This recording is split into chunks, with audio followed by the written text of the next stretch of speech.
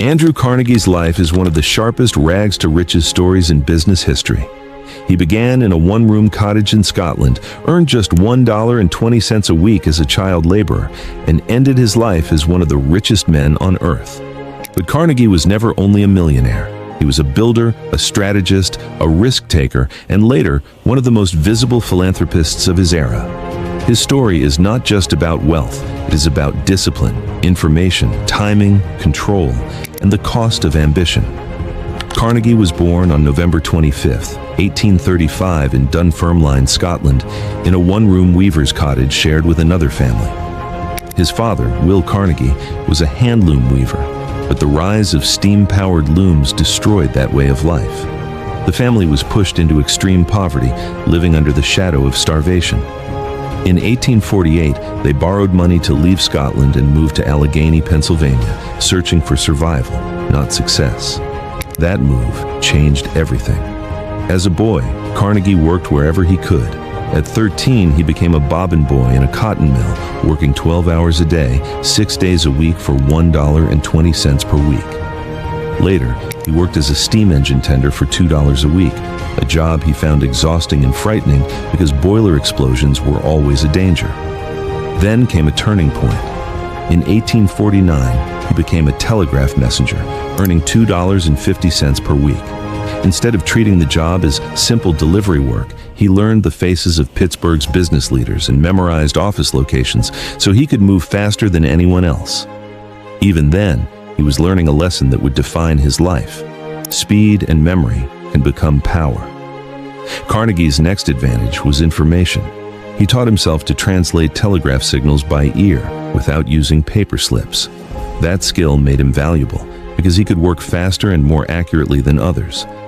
In business, speed matters, but in Carnegie's case, speed combined with usefulness made him indispensable.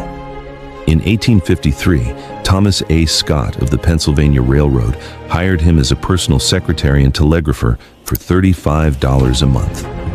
That was a major step up from child labor wages, but the real value was not the salary. It was the education.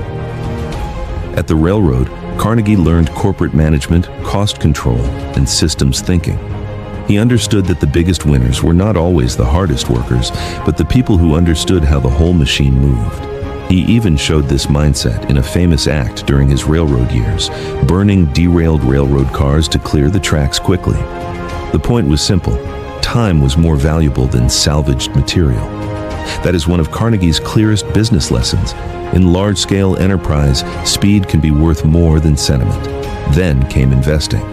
His mother mortgaged the family home for $500 so he could buy shares in the Adams Express Company. He later invested in the Woodruff Sleeping Car Company, and within 2 years, it paid him $5,000 a year, triple his railroad salary.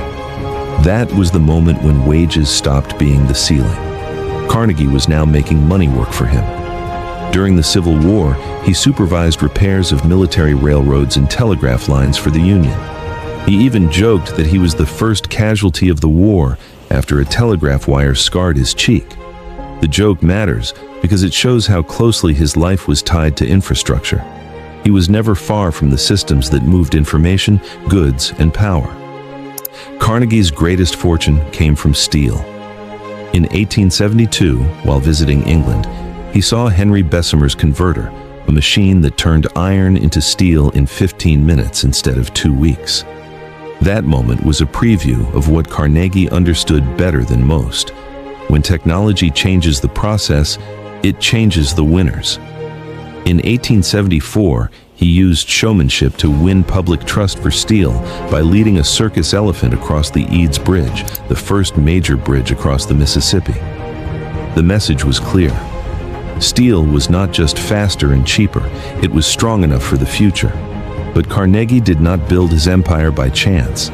He used vertical integration, owning iron ore mines in the Mesabi Range, coke fields through Frick Coke Company, steamships, and railroads. By controlling every step of production, he kept the middleman's profit for himself. This was one of his greatest business weapons. He also became the first to hire chemists to work at blast furnaces, which helped him use cheap low-grade ore that competitors threw away. That decision turned waste into advantage. His mantra was, "Watch the costs and the profits will take care of themselves." Behind that sentence was a larger principle. Profit is not created only by selling more. It is also created by wasting less. In 1889, the Johnstown flood killed more than 2,200 people after negligent maintenance of the South Fork Dam by members of an exclusive club that included Carnegie and Henry Clay Frick.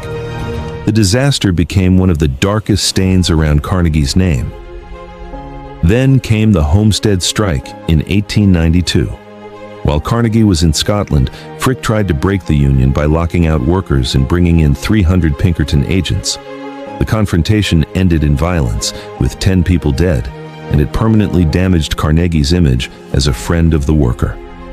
This is a reminder that a great business story can still carry a moral cost. Scale can create wealth, but it can also magnify responsibility. In 1901, J.P. Morgan bought Carnegie Steel for $480 million, which is roughly $10 billion in 2025 dollars. The merger created the world's first billion-dollar corporation. For a brief moment, Carnegie became the richest man in the world, passing John D. Rockefeller. That sale did not just end a company. It marked a shift in American capitalism from one industrial giant to another. In 1889, he wrote The Gospel of Wealth and argued that the man who dies thus rich dies disgraced. He believed wealth was a trust, not a trophy. His own version of that idea was simple. Spend the first third of life on education, the second third on earning, and the last third on giving it all away. He followed that philosophy with enormous scale. He gave away about $350 million in his lifetime. He funded 2,509 public libraries around the world, helping ordinary people gain access to knowledge. He founded Carnegie Mellon University and the Carnegie Institution for Science. He built Carnegie Hall in New York and donated 7,500 organs to churches. He also backed world peace by building the Peace Palace at The Hague and founding the Carnegie Endowment for International Peace. When Carnegie died on August 11, 1919 of bronchial pneumonia, he had given away 90% of his fortune. His life had moved from poverty to power, and then from power to purpose. Carnegie's own sound bites reveal the mindset beneath the empire.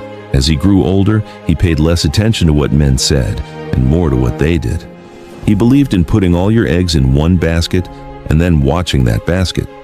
He knew teamwork is the fuel that lets common people attain uncommon results. Carnegie's playbook was never just about getting rich. It was about learning fast, controlling the system, investing early, watching costs, and knowing when wealth should be turned into legacy. His story proves that money can build empires, but character decides what survives after the empire is gone. If this story taught you something about finance, history, and the price of ambition, subscribe for more documentaries that reveal the lessons behind the legends.